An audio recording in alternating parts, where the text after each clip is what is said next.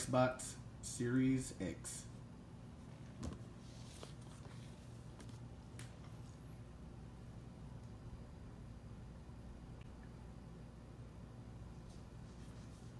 See how it looks once you open the box.